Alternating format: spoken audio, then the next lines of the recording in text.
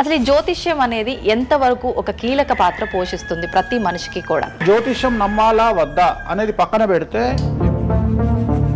సర్వం సంకనాగిపోయినా ఎవడు పట్టించుకోడు. కానీ వినాయక చవితి ముందు రోజు మాత్రం నిద్రలేస్తారు వీళ్ళందరూ. కొన్ని లక్షల మంది రోజు మందు తాగి సిగరెట్ తాగి సస్తుంటే ఎవరికే ఉండదు. కానీ ఖచ్చితంగా దీవాళి ముందు రోజు మనం కాల్చే క్రాకర్స్కి మాత్రమే వీళ్ళు విజృంభిస్తుంది. బ్యూటీ పార్లర్కి పోయినప్పుడు ఈ మంగళసూత్రాన్ని తీసి అట్లా పక్కకు పెడతారు.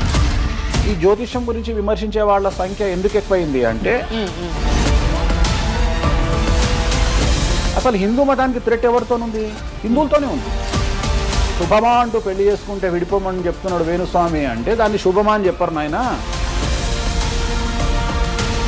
శాస్త్రాలు కానీ దైవత్వం కానీ తగ్గేదే లేదు, ముందుకెళ్తానే ఉంది.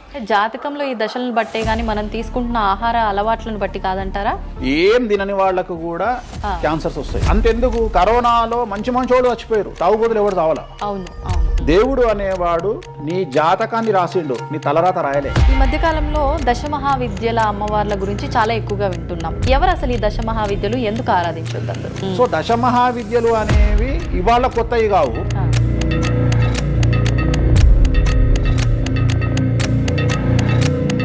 అరుణాచలం ఎవరికి తెలిసి పాలటి వరకు? ఎందుకు అరుణాచలానికి పొలవమంటే వెళ్ళిపోతున్నారు అంటే చాగంటి కోటేశ్వరరావు గారు చెప్పడం వల్ల నీకు అరుణాచలం తెలిసింది. మరి అరుణాచలం విషయంలో ఇదే డిస్కషన్ ఎందుకు వస్తలేదు?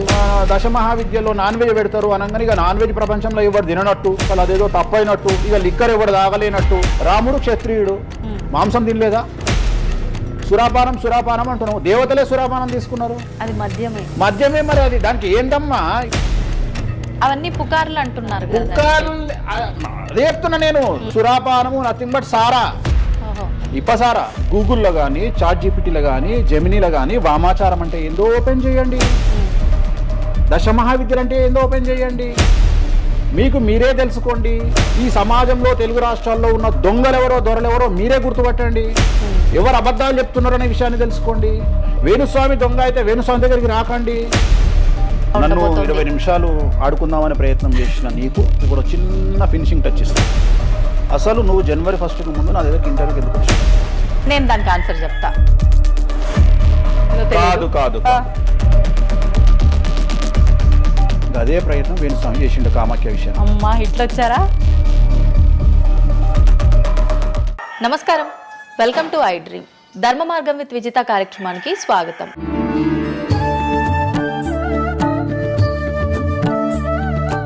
ప్రస్తుతం మనతో పాటు ఉన్నారు ప్రముఖ జ్యోతిష్యులు వేణుస్వామి గారు. ఇప్పుడు వారితో మాట్లాడి మరిన్ని విషయాలు తెలుసుకుందాం. ముఖ్యంగా మనకెన్నో సందేహాలు ఉంటూ ఉంటాయి, వాటి గురించి అడిగి తెలుసుకునే ప్రయత్నం చేద్దాం.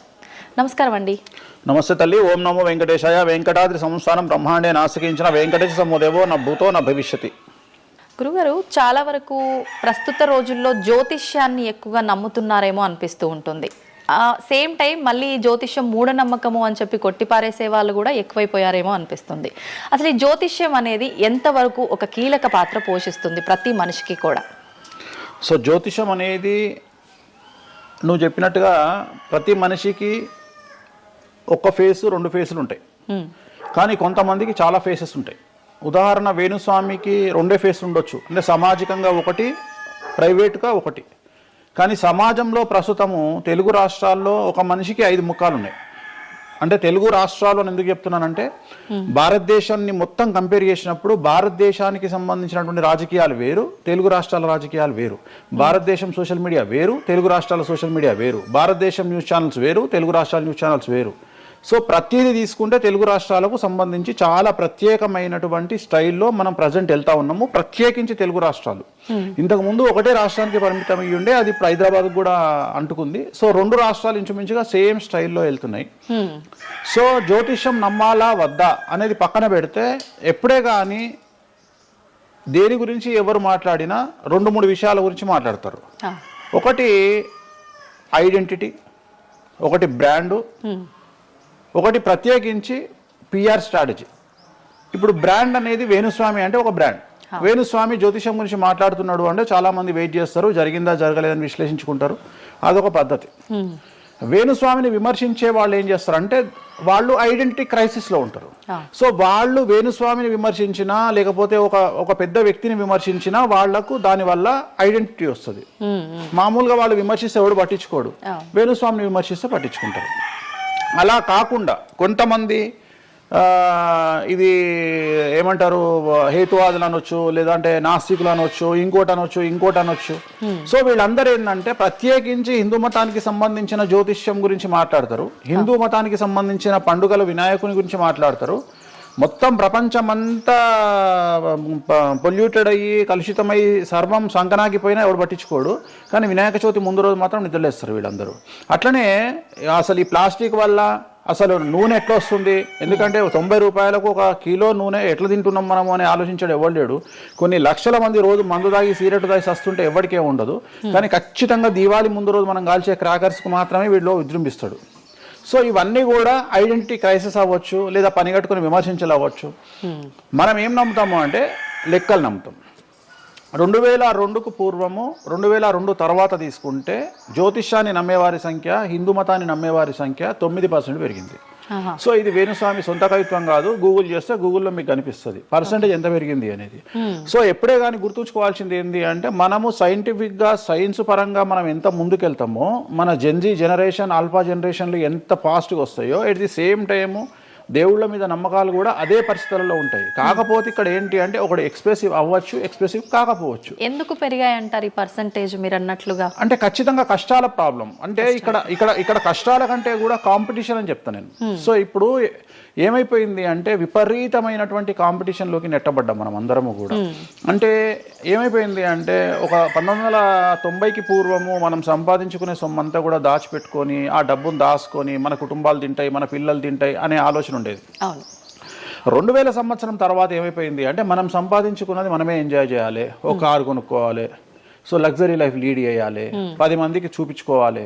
అంటే స్వతహాగా అనుభవించడం కంటే కూడా 10 మందికి చూపించుకోవాలి అనేటువంటి ఒక పనికిమాలిన భావన జనాల్లో చాలా వచ్చింది. ఇది ఎంతవరకు కరెక్ట్ అంటే తప్పు చెప్తున్నా. ఇప్పుడు ఉదాహరణ ఇన్ఫ్లుయెన్సర్స్ చూస్తుంటే అసలు యాక్చువల్గా వినాయక చవితి అనేది చవితి రోజు చేసుకోవాలి, కానీ వీళ్ళు ఏం చేస్తున్నారు వినాయక చవితికి 2 రోజుల ముందరనే వినాయక చవితి చేసుకొని దాన్ని మొత్తం ఎడిట్ చేసి అంతా చేసి వినాయక చవితి నాడు పోస్ట్ చేస్తారు. సో దీనివల్ల వాళ్ళ ఖచ్చితంగా ఎఫెక్ట్ అవుతుంది. ఎందుకు ఎఫెక్ట్ అవుతుంది అంటే ఇప్పుడు మాంగళ్యం ఉంది, ఉదాహరణ మెడలో మంగళసూత్రం అనేది ధరిస్తారు అమ్మాయిలు. వీళ్ళు ఏం చేస్తున్నారు ఈ మధ్యన అంటే కొంతమంది అమ్మాయిలు వెస్ట్రన్ కల్చర్కు బానిసలైన అమ్మాయిలు ఏం చేస్తారంటే దాన్ని ఏమంటారు బ్యూటీ పార్లర్కి పోయినప్పుడు ఈ మంగళసూత్రాన్ని తీసి అట్లా పక్కకు పెడతారు. సో మళ్ళీ ఎప్పుడైతే నువ్వు ఆ మంగళసూత్రాన్ని వేసుకుంటున్నావో ఆ సమయం కనుక మంచిది కాకపోతే ఎఫెక్ట్ అవుతుంది ఫ్యామిలీ. సో అందుకని నువ్వు చేసేటువంటి వినాయక చవితి పూజ కరెక్ట్ సమయంలో చేయకపోతే అది నెగిటివ్ అయ్యేటువంటి అవకాశం ఉంది. సో ఇట్లా ఇన్ఫ్లుయెన్సర్స్ ఉదాహరణ ఇప్పుడు జనరల్గా బేసిక్గా మనము ఒక యూరోప్ కంట్రీకి పోతున్నాము, ఒక దుబాయ్కి పోతున్నాము అంటే మనం అక్కడికి పోయినాక షాపింగ్ చేస్తాం. కానీ ఇప్పుడు ఉన్నటువంటి జనరేషన్లో వీళ్ళందరూ ఏంది ఇక్కడ షాపింగ్ చేసి మళ్ళీ అక్కడ షాపింగ్ చేస్తారు. అంటే చాలా విచిత్రం అయిపోయింది. అంటే ఖచ్చితంగా సంవత్సరానికి ఒక 10 డొమెస్టిక్ టూర్లు, ఖచ్చితంగా సంవత్సరానికి ఒక 5 ఇంటర్నేషనల్ టూర్స్. ఇవన్నీ దేనికోసము అంటే సమాజానికి మా దగ్గర డబ్బులు ఉన్నాయి అని చూపించుకోవడం కోసము, సో ఆర్భాటాల కోసము. సో నేను జనరల్గా ఏం చెప్తా అంటే first build your own brand. First brand build చేసుకున్నాక తర్వాత నువ్వు బ్రాండ్కి అలవాటుగా. ఇప్పుడు ఒక అనామకుడు ఒక మామూలు మనిషి రేంజ్ రోవర్ కార్ వేసుకొని వస్తే జనాలందరూ రేంజ్ రోవర్ కార్ను చూస్తారు. అదే ఒక సూపర్ స్టార్ ఒక ప్రభాస్ ఒక మహేష్ బాబు వస్తే మహేష్ బాబుని చూస్తారు, ప్రభాస్ని చూస్తారు, కానీ కార్ను చూడరు. సో నేనేమంటే ఫస్ట్ నువ్వు దాన్ని తయారు చేసుకో. ఇప్పుడు ఉదాహరణ ఒక బాలీవుడ్ హీరోయిన్ ఉంది, ఆ బాలీవుడ్ హీరోయిన్ ఒక ఎల్వి హ్యాండ్ బ్యాగ్ వేసుకుంది, సపోజ్ అది ఫేకే అనుకుందాం, బట్ జనాలు అందరూ అది ఒరిజినల్ అనుకుంటారు. అదే ఒక మామూలు అమ్మాయి నిజంగానే ఎల్వి బ్రాండ్ వేసుకుంది, కానీ అది ఫేక్ అనుకుంటారు. సో అందుకని ఫస్ట్ నీ బ్రాండ్ నువ్వు నిలబెట్టుకున్న తర్వాత అప్పుడు నువ్వు బ్రాండ్స్ జోలికి వెళ్ళు. ఇప్పుడు సో ప్రస్తుతం సమాజంలో ఈ జ్యోతిష్యం గురించి విమర్శించే వాళ్ళ సంఖ్య ఎందుకు ఎక్కువైంది అంటే వాళ్ళకు వ్యక్తిగతమైన అంశాలు చాలా ఉంటాయి. They want subject. అంటే ఏమైపోయింది ఇప్పుడు ఎగ్జాంపుల్ ఇప్పుడు నేనే ఒక యూట్యూబ్ ఛానల్ పెట్టుకున్నా, నన్ను నేను ఓన్గా జర్నలిస్ట్గా నన్ను నేను గుర్తించుకున్నా, నాకు సబ్జెక్ట్ కావాలి అంటే అట్లీస్ట్ నేను ప్రతిరోజు కనీసం ఒక 10 నుండి 15 వీడియోలు చేయాలి అంటే నాకు ఆ మనిషితో పని లేదు, ఆ వ్యవస్థతో పని లేదు, ఆ సబ్జెక్టుతో పని లేదు. నేను రాకెట్ గురించి నేనే మాట్లాడతా, జ్యోతిష్యం గురించి నేనే మాట్లాడతా, రైతు గురించి నేనే మాట్లాడతా, పిడకల గురించి నేనే మాట్లాడతా. అంటే లాస్ట్కు నాకు కావాల్సింది ఏంది అంటే నాకు వ్యూవర్స్ కావాలి. అట్లీస్ట్ నాకు నేను పెట్టే సబ్జెక్టుకు నాకు తెలియకున్నా సరే దాని గురించి కంటి చూపు గురించి నేనే మాట్లాడతా, క్యాన్సర్ గురించి నేనే మాట్లాడతా, ఎయిడ్స్ గురించి నేనే మాట్లాడతా. అంటే కాదేది విమర్శకు అనర్హం. అంటే నీకు సబ్జెక్టు తెలుసా తెలియదా అంటే ఇంగితం ఉండేవాడు కంట్రోల్ చేసుకో. ఇప్పుడు నాకు సిగ్గు శరము ఇంగితం ఉంది. నేను ఇప్పుడు ఆ కెమెరామెన్ తీసేటువంటి కెమెరాకు సంబంధించి ఆయన ఎట్లా పెట్టాలి ఫోకస్, ఆయన లెన్స్ ఎంత అడ్జస్ట్ చేసుకుంటాడు ఏంది అనేది నాకు సంబంధం లేని వ్యవహారం. కానీ నేను అసలు దానిలోకి వెళ్ళను. కానీ అదే విశ్లేషకుల పేరుతో ఉండేటువంటి యూట్యూబ్ ఛానల్స్ అవ్వచ్చు, ఇంకొకళ్ళు అవ్వచ్చు, వాళ్ళు ఏం చేస్తారు, దాన్ని కూడా వాళ్ళే జస్టిఫికేషన్ చేస్తారు. అంటే దాన్ని కూడా నువ్వు కెమెరా ఎట్లా పెట్టాలనో కెమెరామెన్కి వీళ్ళు నేర్పిస్తారు, వీళ్ళే డిస్కషన్. ఎందుకు అంటే వాళ్ళకి ఏదో ఒక 10,000 వ్యూవర్షిప్ పోతే ఇట్లా ఓవరాల్గా తీసుకుంటే నెలకి ఇంత వెళ్తుంది పైసలు. సో దీని మీద బ్రతికే వాళ్ళు, సో వాళ్ళు ఏం చేస్తారు, వాళ్ళు విమర్శలు చేస్తారు. సో అట్లనే హేతువాదుల ముసుగులో ఉండేవాళ్ళు విమర్శలు చేస్తారు. అన్నిటికంటే ప్రాబ్లం ఏమైపోయింది అంటే పొద్దున్న లేస్తే హిందూ మతం బాగుండాలి అంటే అసలు హిందూ మతానికి థ్రెట్ ఎవరితోనుంది? హిందువులతోనే ఉంది, ముస్లిమ్స్తో లేదు, క్రిస్టియన్స్తో లేదు. ఎందుకంటే వేరే వాళ్ళు మన జోలికి రావట్లా. ఎంతసేపు కప్పల భాగవతం లాగా మన జీవితంలో ఎలుకల భాగవతం లాగా ఒక ఎలుక ఇంకో ఎలుకని కిందికి గుంజుతుంది, ఒక కప్ప ఇంకో కప్పని కిందికి లాగుతుంది. అట్లనే హిందువులలో వేణుస్వామి ఆస్ట్రాలజికల్ ప్రిడిక్షన్స్ లో మంచిగా ఉన్నాడు. అంటే వేణుస్వామి చెప్పింది ఏదైనా జరిగినప్పుడు వేయడానికి ఎవరికి మనసు రాదు, కానీ వేణుస్వామిని విమర్శించడానికి పొలవమంటే అందరూ వచ్చేస్తారు. అంటే మరి నేను హిందువునే కదా, నన్ను కిందికి లాగేవాడు హిందువే కదా, మరి ఇక్కడ హిందూ మతం ఏమవుతుంది? ఇప్పుడు సమాజంలో నేను అబ్జర్వ్ చేస్తున్నా, గత కొన్ని రోజుల నుండి, ఒక 6 నెలల నుండి, సంవత్సరం నుండి Telugu media in the sense నేను లోకల్ సోషల్ మీడియాలో హిందూ మతాల పేరు మీద కొత్త వర్షన్ వచ్చింది. ఏంటి అంటే హిందూ ఆచార వ్యవహారాలను విమర్శించడము చాలా కామెడీ అయిపోయింది. ఒక ఆయన ఈ మధ్యన ఇంటర్వ్యూ చూసిన నేను, అసలు దుర్గమాల లేదంటాడు ఆయన. నేను షాక్ అయినా. నేను ఇనుంటావు నువ్వు కూడా. నాకు ఆశ్చర్యం అనిపించింది. దుర్గమాల లేదు అంటే అమ్మవారి మాల, జనరల్ గా భవానీ మాల కరెక్ట్ వర్డ్. భవానీ మాల లేనే లేదు, అసలు చరిత్రలో లేదు అంటాడు. అంటే సమాజము ఏదో విధంగా భక్తి మార్గం వైపు వెళ్తుంది అంటే నువ్వు సంతోషంగా ఫీల్ అవ్వాలి. కానీ దాన్ని కూడా విమర్శించేవాడు. ఎందుకంటారు ఇలా అంటే వీళ్ళందరూ పండితులు కాదు, వీళ్ళందరూ standing comedians or sitting comedians.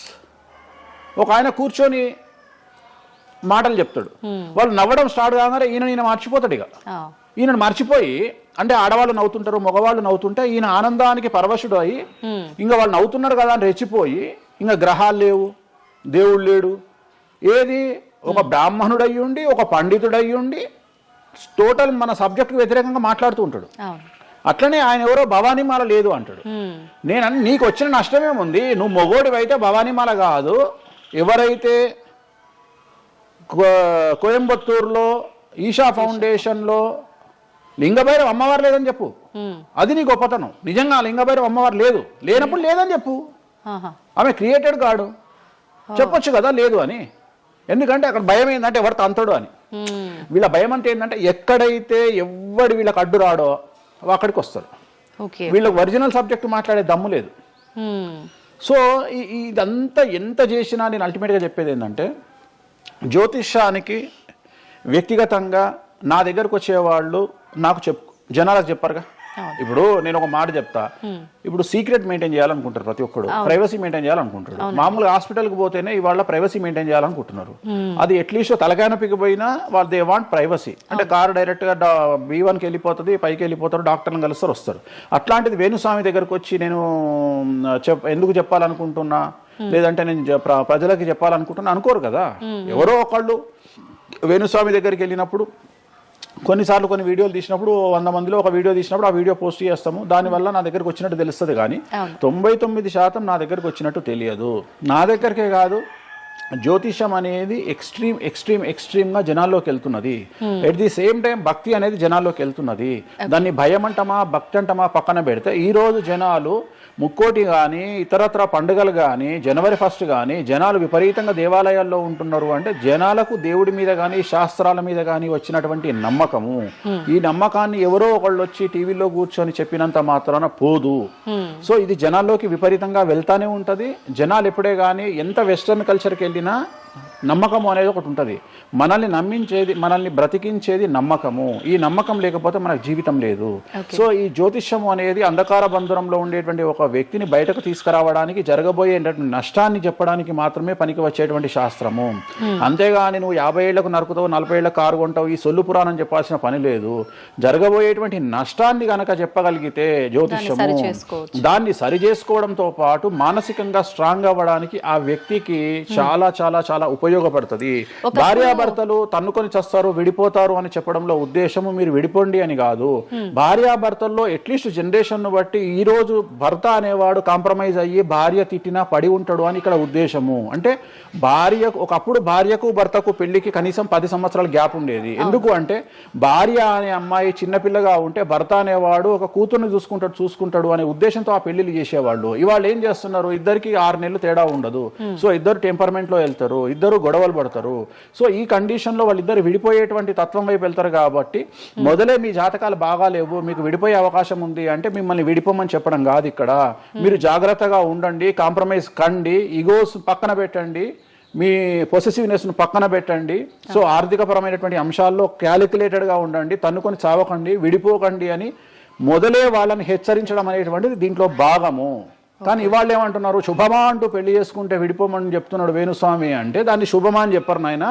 ప్రతి ఒక్కళ్ళకి అదే చెప్తున్నారు. ఆ మాతకు వస్తే మీరు పొద్దున్న లేస్తే 100 పెళ్లిలలో 80 పెళ్లిళ్ళు డివోర్స్ అవుతున్నాయి. మరి దీని మీద మీరే కదా డిబేట్ పెడతారు. సో ఇదంతా ఏంటంటే ఒక వ్యక్తిని విమర్శించాలనుకున్నప్పుడు వాళ్ళు ఏదైనా తీసుకురావచ్చు. దాన్ని రామ అంటే దాన్ని చిన్న పదాలు మారిస్తే ఆ రామ అనేది ఒక బ్యాడ్ వర్డ్ అవుతుంది. సో దాన్ని ఎట్లంటే అట్లా చేసుకొని పోవచ్చు. కానీ ప్రస్తుతం దేశ కాలమాన పరిస్థితులలో జ్యోతిష్యం కానీ శాస్త్రాలు కానీ దైవత్వం కానీ తగ్గేదే లేదు, ముందుకెళ్తానే ఉంది.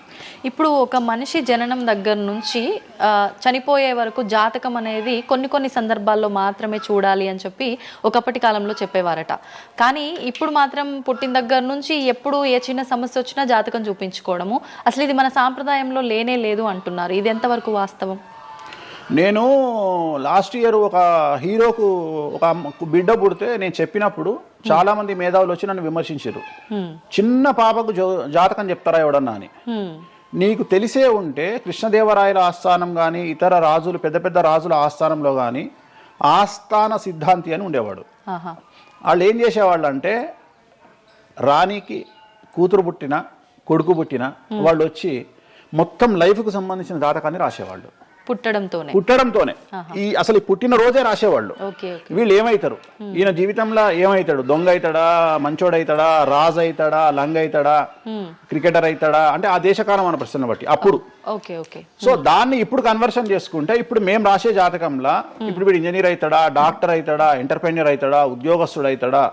సో ఇవన్నీ అంచనా వేగ ఒక మనిషి పుట్టినప్పటి నుండి లగ్నాన్ని బేస్ చేసుకొని 1వ నెంబరు అంటే లగ్నము నుండి 12వ నెంబరు అంటే వ్యయము 1 నుండి 12 గడులను కనుక తీసుకొని రాస్తే ఆ మనిషి ఎప్పుడు పుట్టి ఏమేం చేస్తాడు, ఎప్పుడు చనిపోతాడు అనేది వెరీ క్లియర్గా మెన్షన్ చేయవచ్చు.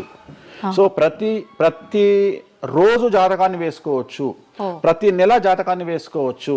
గోచారము గ్రహచారము అని 2 ఉంటాయి. గోచారము అంటే ప్రస్తుతం జరిగేటువంటి గ్రహాల యొక్క గమనం ఏ విధంగా ఉంది అని తెలియజేసేది గోచారము. గ్రహచారము అంటే పుట్టినప్పుడు దాన్ని బేస్ చేసుకొని రాసేది గ్రహచారము. జనరల్ గా తెలుగు రాష్ట్రాల్లో చాంద్రమానాన్ని మాత్రమే బేస్ చేసుకొని జాతకాలు రాస్తారు. కానీ వేణుస్వామి ఒక్కడే చాంద్రమానము, సౌరమానము, బార్హస్పత్యమానము అనే 3 విభాగాలను బేస్ చేసుకొని జాతకాలు రాస్తాడు. చాంద్రమానము అంటే చంద్రుడిని బేస్ చేసుకొని రోజున్నర పాటు చంద్రుడు ఒక రాశిలో ఉండేదాన్ని చాంద్రమానము అంటారు. ఇది మన దక్షిణ భారతదేశంలో వాడతాము. సౌరమానము అంటే సూర్యుడు, రవి ఒక నెలలో ఒక రాశిలో ఉంటాడు, దాన్నే మనం సౌరమానము అంటాము. అలాగే బార్హస్పత్యమానము అంటే బృహస్పతిమానము, సంవత్సరం పాటు గురువు ఒక రాశిలో ఉండేదాన్ని బార్హస్పత్యమానము అంటాము. మనము పుట్టినప్పటి నుండి కనీసము నాకు తెలిసి గత 1000 సంవత్సరాలు లేనటువంటి చరిత్ర ఈ సంవత్సరము 2026లో మనం చూడబోతా ఉన్నాము. గురువు ఒకే సమయములో 6 నెలల్లో 3 రాశుల్లోకి ప్రవేశిస్తా ఉన్నాడు. అంటే జనరల్ అర్థం కాదు, అసలు మనం ఎప్పుడు చూడలే. అందుకనే ఈ సంవత్సరం చాలా పెను సంచలనాలు ఉంటాయి. 2026లో గురువు మిథునం, కర్కాటకం, సింహం 3 రాశుల్లోకి వచ్చి మళ్ళీ రివర్స్ వస్తున్నాడు కర్కాటకానికి. సో చాలా విచిత్రమైనటువంటి ఒక గమనాన్నిగా మనం చూడాల్సి వస్తుంది. ఇది చాలా పెను సంచలనము. పెను సంచలనాలకు అంటే సృష్టిలోనే ఒక విచిత్రమైనటువంటి అనుభూతిని మనం పొందబోతా ఉన్నాము, మంచి చెడులు పక్కన పెడితే. సో ఇలాంటి పరిస్థితి నుండి జాతకాలను విశ్లేషించడము ఇవన్నీ కూడా నడుస్తాయి. ఇప్పుడు కొన్నిసార్లు మనిషి కొన్ని సందర్భాల్లో ఇబ్బంది వచ్చినప్పుడు నా తలరా తింటే భగవంతుడు ఇంకా రాసేశాడు, నేనేం మార్చలేను అంటుంటారు. కొన్నిసార్లు భగవంతుడిని పక్కన పెట్టి, తలరాతను పక్కన పెట్టి మనం గట్టిగా ఒకటి అనుకుంటే అయిపోతుంది అని అంటూ ఉంటారు. మీరు ముందుగానే ఒక శిశువు జననం అయినప్పుడే వాళ్ళ మొత్తం లైఫ్కి సంబంధించిన జాతకం ఇవ్వగలుగుతాము అన్నారు. మరి ఇప్పుడు మధ్యలో ఇప్పుడు చెప్తున్న వాళ్ళ విధానాలను బట్టి మనం అనుకుంటే అయిపోతుంది, ఏదైనా మనం ప్రయత్నం చేస్తే మారుతుంది, భగవంతుడు దాన్ని మార్చేస్తాడు కొన్ని ప్రయత్నాల వల్ల అంటారు. ఈ రెండిట్లో అసలు దేన్ని నమ్మాలంటారు? ఇప్పుడు భగవంతుడు రాసినాడు, మన జాతకము మారదు, మన తలరాత మారదు అని అనుకుంటే అలాంటి వాళ్ళందరినీ మనం చేయాల్సింది ఏంటంటే, వాళ్ళకి ఎవరికైనా హార్ట్ అటాక్ రాగానే వాళ్ళని అట్లనే బెడ్ మీద కూర్చోబెట్టి ఎదురుగా ఫోటో పెట్టి దేవుని మొక్కమని చెప్పాలి. హాస్పిటల్కి ఎవరిని పంపించొద్దు. ఎందుకంటే తలరాత కదా, భగవంతుడు రాసేసిండు కదా. మరి ఎందుకు మరి అనవసరంగా అంబులెన్స్కి ఫోన్ చేయడము, హాస్పిటల్కి వెళ్ళడం ఎందుకు? పనిలేని పని కదా. అంటే నీ ప్రయత్నము, హార్ట్ అటాక్ వచ్చినా కానీ నిన్ను తీసుకుపోయి హాస్పిటల్లో అడ్మిట్ చేస్తున్నారు. సో హాస్పిటల్లో నిన్ను టైంకు తీసుకుపోవాలా వద్దా అని డిసైడ్ చేసేది జాతకం. నువ్వు బతుకుతావా బ్రతకవా అని డిసైడ్ చేసేది జాతకం. ఇక్కడ నేను తోపు నేను తురుము అని అనుకుంటే నడవదు. నేను తోపు నేను తురుము అనుకోవద్దు. చాలామంది చాలా రకాలుగా కష్టపడతారు. కష్టపడితేనే సుఖపడతాము, కష్టపడితేనే జీవితం అభివృద్ధిలోకి వస్తుంది అనుకుంటే అతి కష్టం పడేది గాడిద. సో అతి కష్టం పడేది డ్రైనేజీలో పనిచేసేటువంటి మున్సిపల్ వర్కర్స్. సో వాళ్లకు ₹1,00,000 రోజుకు జీతం ఇచ్చినా తక్కువ లేదు. అంటే వాళ్ళు ఊడ్చే చెత్త, వాళ్ళు తీసే చెత్త ఈ ప్రపంచంలో ఎవరూ భరించలేరు. అలాంటిది వాళ్ళు చేసే కష్టం మీద కంపేర్ చేస్తే ఈ ప్రపంచంలో ఇక కష్టం చేసే మనుషులే లేరుగా. మరి అలాంటి వారికి మనం ఇచ్చే జీతం ఎంత? 40,000, 50,000. కానీ వాళ్లకు కనీసం నెలకు 40 లక్షలని ఇవ్వాలి. అంటే నువ్వు చేసే కష్టానికి కాకుండా నువ్వు తెలివితో చేసే కష్టానికే విలువ ఎక్కువ. నువ్వు తెలివితో చేసే కష్టానికే విలువ ఎక్కువ. హార్డ్ వర్క్ కాకుండా smart work exactly smart work నమ్ముకోవాలి. సో రెండవది, నేను కష్టపడితే అసలు రానే రాదు. నువ్వు కష్టపడడం కాదు, నువ్వు తెలివిగా కష్టపడు, కసిగా కష్టపడు. సో అందరికంటే భిన్నంగా ముందుకెళ్ళు. సో దీంట్లో లోకులు నీ మీద రాళ్లు వేస్తారు, దీంట్లో లోకులు నిన్ను సమాజంలో టార్గెట్ చేస్తారు. So there is no development in comfortable zone. నువ్వు కంఫర్టబుల్ జోన్ దాటిన తర్వాతనే నీ జీవితంలో నీ కష్టాలు అనేవి స్టార్ట్ అవుతాయి. ఆ కష్టాలు స్టార్ట్ అయిన తర్వాత అభివృద్ధి అనేది ఏర్పడుతుంది. సో నువ్వు ఉద్యోగానికి అలవాటైనవు అంటే జీవితంలో నువ్వు ఉద్యోగంలోనే ఉండిపోతావు. నువ్వు రిస్క్ తీసుకొని సంవత్సరం పాటు ఖాళీగా కూర్చోవడానికి ట్రై చేసి నువ్వేదో వ్యాపారం చేసుకోనో ఇంకేదో చేసుకోనో ముందుకు రావడానికి ప్రయత్నం చేస్తే అప్పుడు నువ్వు తోపవుతావు. సో ఇక్కడ నువ్వు ఎంత టార్గెట్ చేసినావు, జీవితంలో ఎంత డబ్బు సంపాదిస్తున్నావు అనే దాని మీద నువ్వు తీసుకునే రిస్క్ ఆధారపడి ఉంటుంది. నువ్వు తీసుకునే రిస్క్ను బేస్ చేసుకుని నీ లైఫ్లో డెవలప్మెంట్ అనేది ఆధారపడి ఉంటుంది. అంతేగాని నేను నార్మల్గానే ఉంటా, నాకు డబ్బులు రావాలి అంటే రావు. ఎట్ ది సేమ్ టైము నాకు జ్యోతిష్యము అనేటువంటిది ఎలాంటిది అంటే, డాక్టర్ దగ్గరికి పోయినప్పుడు బ్లైండ్గా కాలో చెయ్యో ఇరిగినప్పుడు డాక్టర్ దగ్గరికి పోయినావు, డాక్టర్ ఏమంటాడు? ఫస్ట్ ఎక్స్రే తీసుకొని రా అంటాడు. అదే జ్యోతిష్యం. ఆ ఎక్స్రే అనేదే నీ లగ్నం, ఎక్స్రే అనేదే నీ కుండలి. సో నువ్వు తీసుకున్న ఎక్స్రే, నువ్వు ఎట్లయితే డాక్టర్ దగ్గరికి పోయినప్పుడు ఎక్స్రే ఎట్లయితే పనిచేస్తుందో, నీ కష్టం వచ్చినప్పుడు నిన్ను కష్టాల నుండి బయటికి తీసుకురావడానికి జ్యోతిష్యం అనేది ఎక్స్రే లాగా ఉపయోగపడుతుంది. ఆ ఎక్స్రే అంటే నీ కుండలి చూసినప్పుడు నీకు ఈ సబ్జెక్ట్ లో ఈ ప్రాబ్లం ఎందుకు వచ్చింది, ఒక వ్యక్తికి హార్ట్ అటాక్ ఎందుకు వచ్చింది అంటే ఆయన జాతకంలో రవి కేతువు లేదా శని దృష్టి రవి మీద, లేదా కుజ రవులు 8వ ఇంట్లోనో లేకుంటే 6వ ఇంట్లోనో వ్యయంలో ఉన్నప్పుడు, అలాగే రవి కేతువులు 12వ ఇంట్లో కలిసిన్నప్పుడు, అలాగే 6వ ఇంట్లో కలిసినప్పుడు, సో ఆ సందర్భంలో ఆ గ్రహ చిత్రంలో ఆ దశా చిత్రంలో ఆ దశ వచ్చినప్పుడు, అంతర్దశ వచ్చినప్పుడు ఏలినాటి శనిలోనో, ఆ షష్టమ శనిలోనో, అష్టమ శనిలోనో ఈ హార్ట్ అటాక్ అనేది వస్తుంది. అంటే జాతకంలో ఈ దశలను బట్టే కానీ మనం తీసుకుంటున్న ఆహార అలవాట్లను బట్టి కాదంటారా? ఏం తినని వాళ్లకు కూడా క్యాన్సర్స్ వస్తాయి, గుర్తుంచుకోవాలి. ఏం తినని వాళ్ళకు కూడా క్యాన్సర్లు వస్తాయి. చాలా మందికి ప్రస్తుతం సమాజంలో నాన్ వెజ్ తిననటువంటి వాళ్లకు కొలన్ క్యాన్సర్ వచ్చినటువంటి సంఘటనలు నాకు వేలల్లో తెలుసు. సో ఏం తప్పు చేస్తున్నారని అమ్మాయిలకు బ్రెస్ట్ క్యాన్సర్ వస్తుంది? ఆన్సర్ చెప్పు. Question mark. అవునా కాదా? థైరాయిడ్తో ఏం పని చేస్తున్నాం? థైరాయిడ్ ప్రాబ్లం వచ్చింది. సరే ఉదాహరణ లంగ్స్ క్యాన్సర్ అంటే నువ్వు సిగరెట్ తాగితే వచ్చింది. కానీ నువ్వు నమ్మవో 100 మందిలో 40 మందికి లంగ్స్ క్యాన్సర్ వచ్చిన వాళ్ళకు సిగరెట్ అలవాట్లేదు. ఎందుకు వచ్చింది? ఓకే. సో చాలా మంది అంతెందుకు కరోనాలో మంచి వాళ్ళు చచ్చిపోయారు, తాగుబోతులు ఎవరు తావాలా? అవును అవును. అసలు దీని మీద కదా నువ్వు సైంటిస్ట్ రీసెర్చ్ చేయాల్సింది. ఇంతమందిని చూసినా మనం రోడ్డు మీద బిచ్చమెత్తుకునేవాడు ఎవరు చచ్చిపోలే. ఎందుకు అంటే వాడి డైజెషన్ సిస్టమ్ అంత స్ట్రాంగ్ ఉంది, వాడి ఇమ్యూనిటీ పవర్ అంత స్ట్రాంగ్ ఉంది. అట్లనే మందు తాగే వాడి ఇమ్యూనిటీ పవర్ అంత స్ట్రాంగ్ ఉంది. తాగుబోతులు ఎవరు చచ్చిపోలే కరోనాలో. సో ఇవన్నీ నువ్వు ఎలా చనిపోతావు, ఏ రోగం వస్తుంది, ఏంది అనేది జ్యోతిష్యం ప్రిడిక్ట్ చేయగలుగుతుంది. జ్యోతిష్యం అనేది నీ లైఫ్ను డిసైడ్ చేసింది కాదు, నీ లైఫ్ను ఎలా మార్చుకోవాలి అనేది జ్యోతిష్యం డిసైడ్ చేస్తుంది. దేవుడు అనేవాడు నీ జాతకాన్ని రాసిండు, నీ తలరాత రాయలే. ఇక్కడ గుర్తుంచుకోవాల్సింది ఏంటంటే నువ్వు ఏ సమయంలో పుట్టాలి అనేది డిసైడ్ చేసింది ఎవరు? దేవుడు. సో నువ్వు పుట్టినప్పుడు 9 గ్రహాల కాంబినేషన్స్ ఎక్కడున్నాయి? లగ్నంలో ఎవరున్నారు, ద్వితీయంలో ఎవరున్నారు, తృతీయంలో ఎవరున్నారు, చతుర్థంలో ఎవరున్నారు, పంచమంలో ఎవరున్నారు, షష్టమంలో ఎవరున్నారు, వ్యయంలో ఎవరున్నారు. అంటే నీకు ఏ రోగాలు రావాలి, నీకు దోస్తులు ఎట్లాంటి వాళ్ళు ఉన్నారు, నీ కుటుంబంలో నీకు బంధువులతో గొడవలు అయితేయా కావా, నువ్వు డబ్బు ఎంత సంపాదిస్తావు, ఉద్యోగం వల్ల సంపాదిస్తావా, వ్యాపారం వల్ల సంపాదిస్తావా, లేకపోతే బెట్టింగ్లకు పోయి నాశనం చేసుకుంటావా, లేకపోతే వ్యసనపరుడు పోయి నాశనం చేసుకుంటావా, సో అమ్మాయిలకు బానిస అవుతావా, అంటే ఇట్లాంటివన్నింటిని అనలైజ్ చేయగలిగినటువంటి శక్తి జ్యోతిష్యానికి ఉంది. జ్యోతిష్యము అనేది వేరు కాదు. నువ్వు ఏదైతే దేవుడు జాతకం రాసిండు, ఏదైతే తలరాత రాసిండు అంటుండో గదే గిది. అంటే పుట్టిన టైముని, ప్లేస్ని అన్నిటిని బట్టే ఈ ప్రిడిక్షన్. ఒక మనిషి పుట్టిన సమయాన్ని బేస్ చేసుకొని ఇప్పుడు నువ్వు మాట్లాడుతున్న దేవుడు రాసిన తలరాతనే జాతకం. తలరాత వేరు, జాతకం వేరు కాదు. నీ తలరాత అనేది ఈ లగ్నంలో ఉంది, ఈ కుండలిలో ఉంది. దీన్ని బేస్ చేసుకొని, దీన్ని చేతిలో పట్టుకొని నువ్వు ముందుకెళ్తే నీకు ఏ ప్రాబ్లం ఉండదు. ఒక్కసారి జ్యోతిష్కుని సంప్రదిస్తే కాదు, నువ్వు ప్రతి సంవత్సరము లేదా 2.5 సంవత్సరాలకు ఒకసారి శని మారినప్పుడల్లా నీ జాతకం మారుతుంటది.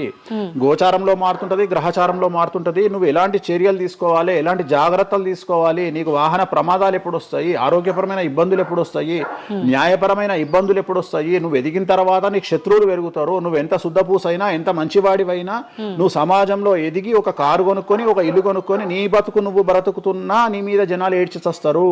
నీకు శత్రువులు అనేవాళ్ళు ఏర్పడతారు. నువ్వు మంచి చేసినా శత్రువులు వస్తారు, చెడు చేసినా శత్రువులు వస్తారు. సో ఇలాంటి వాళ్ళందరి నుండి నువ్వు ఎట్లా తప్పించుకోవడానికి ఏమేం పూజలు చేసుకోవాలి, ఏమేం న్యాయపరమైన జాగ్రత్తలు తీసుకోవాలి, వీటన్నిటినీ క్రోడీకరించి చెప్పగలిగిన వాడు జ్యోతిష్కుడు. కాకపోతే జ్యోతిష్కుడికి దేశ కాల మాన పరిస్థితులను బేస్ చేసుకొని జాతకం చెప్పగలగడం రావాలి. ఎందుకంటే జ్యోతిష్యంలో ఉదాహరణ రవి, కుజ, కేతువు కలిసి ఉన్నప్పుడు సుఖవ్యాధి వస్తుంది. సో సుఖవ్యాధి అని మాత్రమే జ్యోతిష్యం చెప్పింది మాకు. అంతేగాని నీకు సిఫిలిస్, గనేరియా, ఎయిడ్స్, HIV అని చెప్పి రాయలే మాకు అక్కడ రాసింది. ఏం రాసిండు? నీకు సుఖవ్యాధి వస్తుంది. కాకపోతే దేశకాలమాన పరిస్థితులను బట్టి ఏ వ్యాధులు వస్తున్నాయో దాన్ని అంచనా వేయగలిగిన శక్తి జ్యోతిష్కుడికి ఉండాలి. ఇప్పుడు కూడా నువ్వు ఇంజనీరింగ్ చేస్తున్నావు అంటే ఇంజనీరింగ్ ఇంకో 2 ఏళ్ళు అయితే పోతుంది. సో కొత్త ఏదో వస్తుంది, స్టడీస్ వస్తాయి. సో మనం మారుతూ ఉండాలి, మనం అప్డేట్ అవుతా ఉండాలి.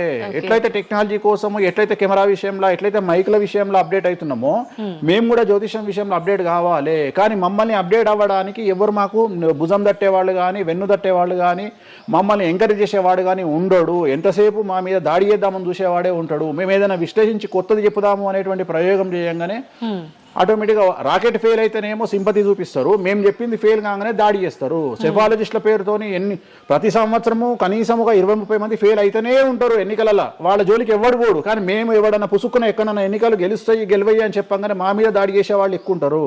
సో మాకు కూడా ఎంకరేజ్మెంట్ చేస్తే మేము సైన్స్ను ఎప్పుడో పండబెట్టగలిగిన శక్తి మాకు ఉన్నది, జ్యోతిష్కులకు లేక కాదు. కాకపోతే మమ్మల్ని ఎవడు వెన్నుదడతాడు, మా గురించి ఎవడు మాట్లాడతాడు, మా గురించి మెచ్చుకునేది పర్సనల్గా వ్యక్తిగతమైనటువంటి టర్మినాలజీలో మాతో మాట్లాడే వాళ్ళు మెచ్చుకుంటారు తప్ప సమాజం మమ్మల్ని చూసే దృష్టి వేరు. ఎంతసేపు మా దాంట్లోనే మాకుండదు. మా దాంట్లో యాచకా శత్రువు అంటే బిచ్చపోరు శత్రువు అని మా దాంట్లో మాకే తన్నులాట. కామాఖ్యకు పోయి బలుడిచ్చి పూజలు చేసుకునేటువంటి జ్యోతిష్కుడు హైదరాబాద్కు వచ్చి అక్కడ బలులే లేవని చెప్తాడు ఒక జ్యోతిష్కుడు. సో ఇట్లా ఎందుకు చెప్తున్నారు అంటే వాళ్ళ కర్మ మనం ఏం చేయలేము. సో ఓవరాల్గా జ్యోతిష్యం అనేది ఏదైనా చరిత్ర సృష్టించగలుగుతుంది. జ్యోతిష్యము అంటే మనిషి యొక్క తలరాతనే జ్యోతిష్యం. ఇప్పుడు మీరు చెప్పిన దాన్ని బట్టి అంతా మనం పుట్టిన టైము ప్లేస్ని బట్టే డిసైడ్ అవుతుంది ఈ ప్రెడిక్షన్ అంతా. అంటే న్యాచురల్గా బర్త్ జరిగితే ఓకే, కానీ ఇప్పుడు అన్ని ముహూర్తాలు పెట్టుకొని టైము అన్ని చూసి చేస్తున్నారు కదా, మరి ఇటువంటి వారికి జాతకం ప్రెడిక్షన్ కరెక్ట్ ఉంటుందా? ఆ ముహూర్తం పెట్టాలి అనేటువంటి టైమింగ్ కూడా ఆయన డిసైడ్ చేస్తాడు, దేవుడే. ప్రతిదీ మనం తోపులం అనుకుంటాం, నేను ఓన్గా ఆలోచిస్తున్నా అనుకుంటాడు. ఓకే, అది ఆల్రెడీ డిసైడెడే. నీ మనసులో ఆ భావం రావడానికి, నీ మనసులో ఆ ముహూర్తం పెట్టించుకోవాలి అని అనుకోవడానికి కర్త కర్మక్రియనే భగవంతుడు. మరి ఇది పెళ్లిళ్ళ విషయంలో ఎందుకు వర్తించదు? పెట్టుడు ముహూర్తాల్లో పెళ్లిళ్ళు వద్దు, అదంతా సఖ్యతతో ఉండరు భార్యాభర్తలు అంటారు కదా. అసలు ముహూర్తం మంచిదైతే ఎందుకు విడిపోతున్నారు అని ఇప్పుడు కొంతమంది మేధావులు అడుగుతారు. ఫస్ట్ నేను చెప్పే పాయింట్ ఏంటంటే, నీ జాతకాలే కలవకపోతే నువ్వు ఎంత మంచి ముహూర్తంలో చేసుకుంటే ఉంది. నీ జాతకాలు బాగుంటే, మీ జాతకాలు కలిస్తే నువ్వు అష్టమి నాడు పెళ్లి చేసుకున్నా, అమావాస్య నాడు పెళ్లి చేసుకున్నా ఏమీ కాదు. రైట్. సో నేను మాట్లాడే విషయం ఏంటంటే, నీ అబ్బాయి అమ్మాయి జాతకాలు బాగా కుదిరినప్పుడు వాళ్ళ లైఫ్ ఎక్కడో ఉంటుంది. చాలామంది there is calculated love, calculated relation. అమ్మాయి ఏమనుకుంటుంది, నేను నెలకు 1,50,000 సంపాదిస్తున్నా, నాకు ఖచ్చితంగా 2 లక్షలు సంపాదించే అబ్బాయి కావాలి అనుకుంటుంది. కానీ నన్ను జీవితంలో బాగా చూసుకునే అబ్బాయి కావాలి, నేను కాంప్రమైజ్ అవుతా, నీకు 1,00,000 వస్తుందా, నేను 1,50,000 సంపాదిస్తా, ఇద్దరం కలిసి 2.5 లక్షలతో బతుకుతాము అని ఏ అమ్మాయి అనుకోదు. సో ప్రతి ఒక్కడి క్యాలిక్యులేషన్ ఇదే. అలాగే అబ్బాయి ఏమనుకుంటాడు, నాకు 2 లక్షలు వస్తుంది కానీ నాకు చాలా అందమైన అమ్మాయి కావాలి అనుకుంటాడు. సో ఇక్కడ ఉన్న డిమాండ్కు తగ్గట్టు సప్లై లేదా. సో అప్పుడు ప్రాబ్లం ఏమవుతుంది, ఫైటింగ్. అప్పుడు ఏమవుతుంది అంటే కాంప్రమైజ్ అనేది స్టార్ట్ అవుతుంది. అంటే జ్యోతిష్యుడు జాతకాలు బాగాలేవు అని చెప్పినా ఇనే పరిస్థితులలో వీళ్ళు ఉండరు. రెండవది, జ్యోతిష్కులు కూడా ఏం చేస్తారంటే సాధ్యమైనంత వరకు ముక్కుసూటిగా ఆన్సర్ చెప్పకుండా, కుజదోషం ఉంది, 7వ ఇంట్లో కుజుడున్నాడు, 7వ ఇంట్లో శని కుజులు కలిసి ఉన్నారు, సో చాలా ప్రాబ్లం అవుతుంది. లేదా 7వ ఇంట్లో చంద్రుడు కుజుడు కలిసి ఉన్నారు, సో పిల్లవాడి తల్లి వల్ల సమస్యలు వస్తాయి, లేదా పిల్ల తల్లి వల్ల సమస్యలు వస్తాయి అని వీడు డైరెక్ట్గా అమ్మాయికో అబ్బాయికో చెప్పడు. లేదు మీ ఇద్దరికి సంతాన యోగం లేదు అని చెప్పడు. ఉదాహరణ 9:5 అయింది, ఇద్దరిది అమ్మాయిది అబ్బాయిది, సంతాన యోగం ఉండదు, షష్టాష్టకాలు అయినాయి. వీడు ఏమంటాడు, షష్టాష్టకాలలో శుభ షష్టాష్టకాలు అంటాడు. అంటే విషయంలో మంచి విషయం ఉంటుందా? ఉండదు కదా. శుభ షష్టాష్టకాలు ఎక్కడి నుండి వచ్చినాయి? నువ్వు చెప్పేదే విషం అంటున్నావు, విషం అనుకుంటూ మంచి విషయం అంటున్నావు మళ్ళా. సో మంచి విషయం ఎక్కడ నుండి ఉంటుంది? ఉండదు. విషయం వేసుకుంటే చస్తాడు. అట్లనే షష్టాష్టకాలు అంటే ప్రాబ్లం స్టార్ట్ అవుతుంది. అట్లనే 9:5 ఏకనాడి, వర్ణదోషము, యోని దోషము, ఇట్లా చాలా రకాల దోషాలు ఉంటాయి. సో ఈ దోషాలను ఏం చేస్తారంటే, ఈ దోషాలను ఎదుటి వ్యక్తికి నిజాయితీగా చెప్పడం మానేసి సాధ్యమైనంత వరకు వీళ్ళు పెళ్లి చేసుకోవాలి అనే ఇంటెన్షనల్ గా పాజిటివ్ వేలో వెళ్తాడు. రెండవది ఏంటంటే, ఆల్రెడీ వీళ్ళు ఏం చేస్తారు, మేమిద్దరం ఫిక్స్ అయినాము, మేము పెళ్లి చేసుకుంటాము అని డిసైడ్ చేసుకొని వస్తారు అక్కడికి. అప్పుడు వాడు ఇవన్నీ చెప్పి వాళ్ళ మనసును విరగొడతాడా? విరగొట్టాడు. జనరల్గా ప్రపంచంలో ఏ అమ్మాయి తండ్రి కానీ ఏ అబ్బాయి తండ్రి కానీ తన బిడ్డనో తన కూతురో తన అల్లుడో నాశనం కావాలి అని కోరుకోరు. కానీ చెప్పగలిగినటువంటి పరిస్థితుల్లో ఎవరు ఉండాలి? జ్యోతిష్కుడు ఉండాలి. సో అది నేను చేస్తున్న ప్రస్తుతం కలియుగంలో. వేరే వాళ్ళు ఎవరు చేయట్లేదు ఆ విధంగా. ఎందుకంటే రేపొద్దున కలిసి ఉండకపోతే 2 కుటుంబాలు బాధపడతాయి, సమాజంలో చెడ్డ పేరు వస్తుంది, వీళ్ళ లైఫ్ స్పాయిల్ అయిపోతుంది. సో అందుకని నేను చాలా జాగ్రత్తగా మొదలే డిసైడ్ చేసి, నీకు ఈ ప్రాబ్లం ఉందిరా బాబు, నువ్వు జాతకాలు నీకు కలవలేదు, వివాహం చేసుకోకు అని చెప్తా.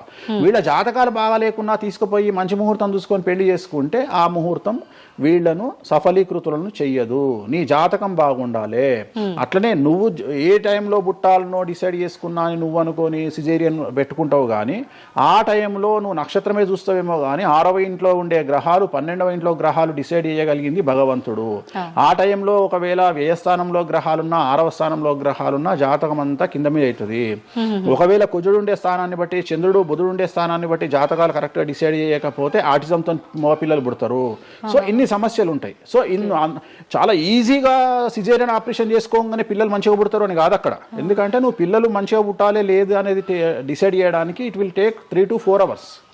కానీ 3 to 4 minutes లో జ్యోతిష్కుడు డిసైడ్ చేస్తుంది. అది తప్పు.